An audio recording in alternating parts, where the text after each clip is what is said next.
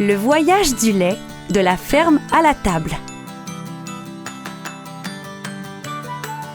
Au déjeuner, quand tu bois un grand verre de lait froid, t'es-tu déjà demandé quel voyage le lait a fait pour se rendre jusqu'à toi?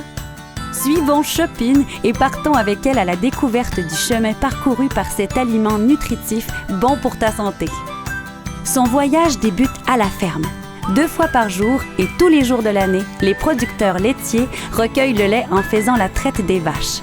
La première traite se fait très tôt le matin alors que tu es encore au lit. C'est donc un travail exigeant.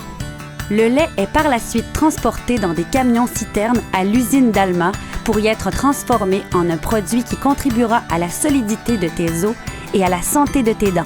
Ainsi, dès son arrivée à l'usine, le lait est minutieusement examiné car seul celui répondant aux critères de qualité recherchés sera transformé. Lorsque le lait arrive à l'usine, la première étape de transformation qu'il subira est l'écrémage. Cette étape consiste à diminuer et à ajuster le niveau de matière grasse selon le pourcentage désiré. Si tu regardes une pinte de lait, tu pourras y voir un gros chiffre indiquant ce pourcentage de gras. Par la suite, le lait est homogénéisé. À cette étape de son voyage, les matières grasses du lait sont séparées en de très petites parties dans le but d'obtenir un mélange parfait et d'éviter que le lait ne se sépare dans ton verre. Puis, le lait est pasteurisé.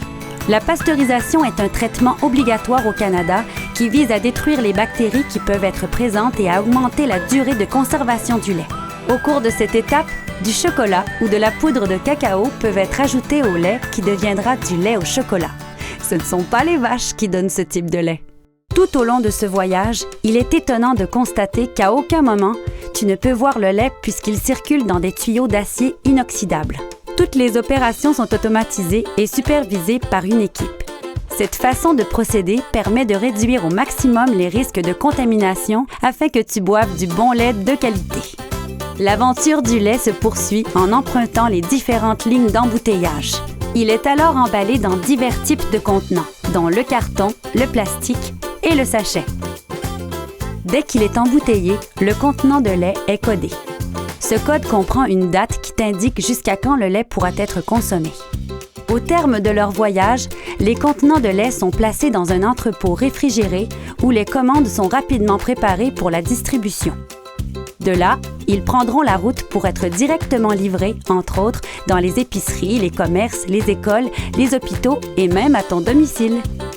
Pour demeurer parmi les meilleurs de l'industrie des produits laitiers, les responsables de la recherche et du développement chez Nutrinor travaillent quotidiennement à la création de nouveaux produits.